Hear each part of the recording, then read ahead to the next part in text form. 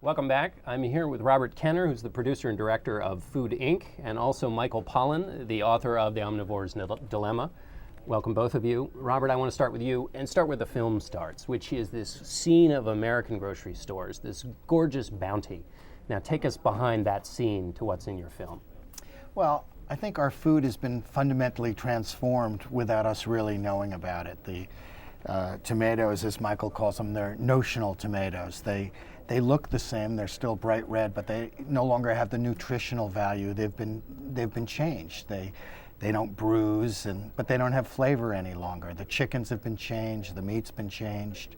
And I thought it'd be interesting to take a glimpse to see where our food is grown and what's in it, and to learn more about it. And that was the point of Food Inc. And Michael, why has this happened? Why have we got these supersized chickens and tasteless tomatoes? Well, we've been on this quest since World War II to make food as cheap and abundant as possible. This has been the direction of all our agricultural policies, to drive down the cost of food, which is always popular, obviously. It's politically very popular. And especially since the Nixon administration. That's where we really went into overdrive in terms of organizing subsidies to drive down the price of corn and soy, which are the building blocks of fast food. And in real dollars, you know, we're spending less on food than anyone in history. Only about 9% of our income, cheaper than anywhere else in the world. So it's succeeded in a sense. We have lots of cheap and abundant food, but it's almost succeeded too well, which is to say it's making us fat. We have this tremendous problem with obesity and type 2 diabetes.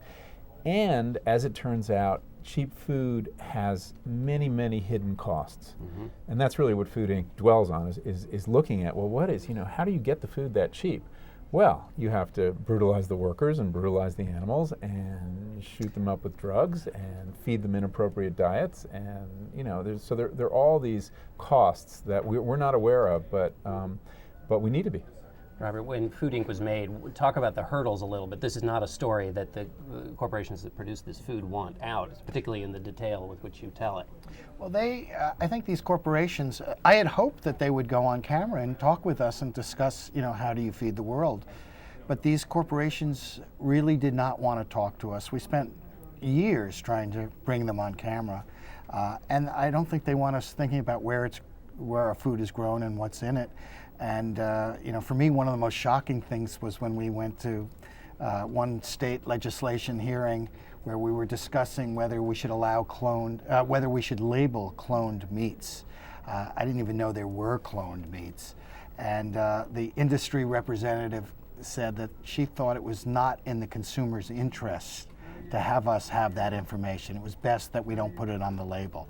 And I realized time and time again, this kind of information is being kept away from us, whether it's GMOs or trans fats or on and on and on, that these corporations are trying not to provide us information. And I think in our society, if we're going to make good choices, it should be based on proper information. Michael, what about people who say, life is hard, let me just eat my chicken, and also I don't have the money to get grass-fed beef from the farm up the street. What do you say to people who say that? Well, I think that's a problem. I mean, the fact is that, you know, we can only afford this cheap food, many people. But I think that really is something that can be addressed at the level of policy. I mean, right now we're subsidizing the least healthy calories in the supermarket. I'm talking about the high fructose corn syrup that comes from corn, the hydrogenated oils that come from soy, the animal feed for the animal factories. This is what we subsidize. We don't subsidize the healthy foods. We don't subsidize fresh produce.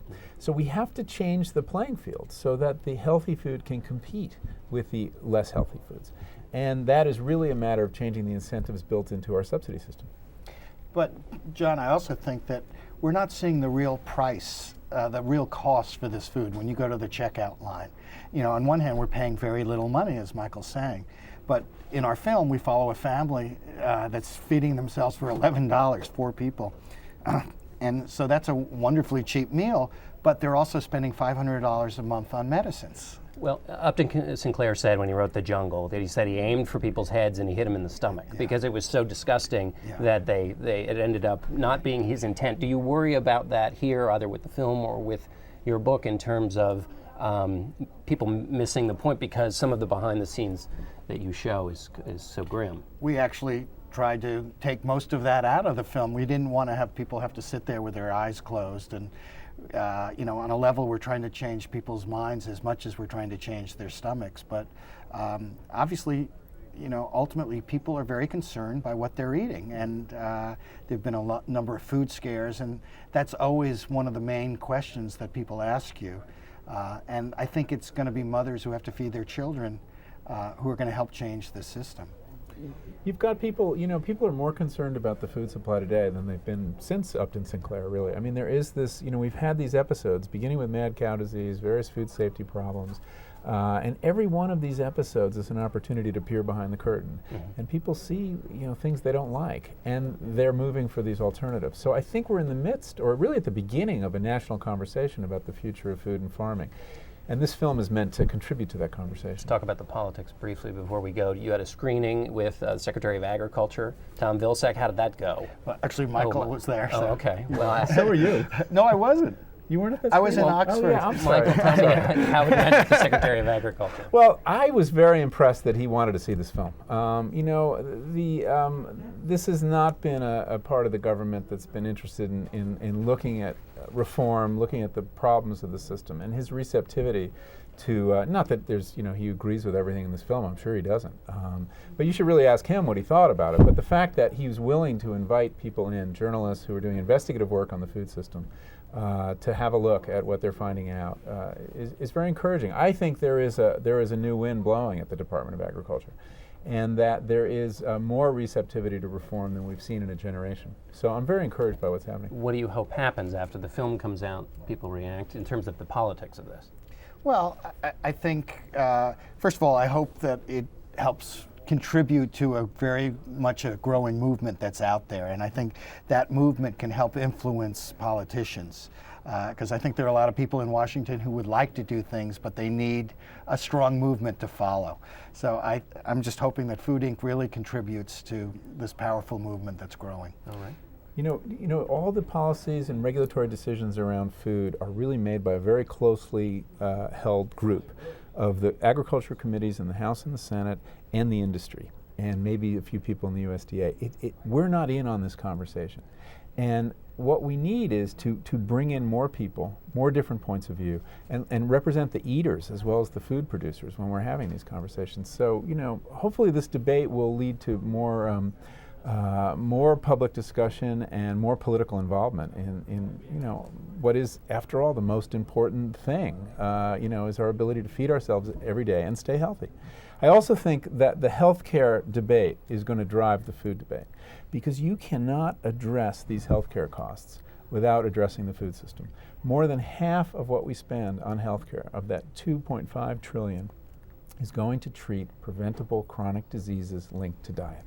And that is, finally, you're not going to get on top of those costs unless you address the American food system. Well, good. Well, Food Inc. is coming out right as we're having this big healthcare debate, so we'll look forward to that. Michael Pollan, thank you very much. Robert Kenner, thank you very much.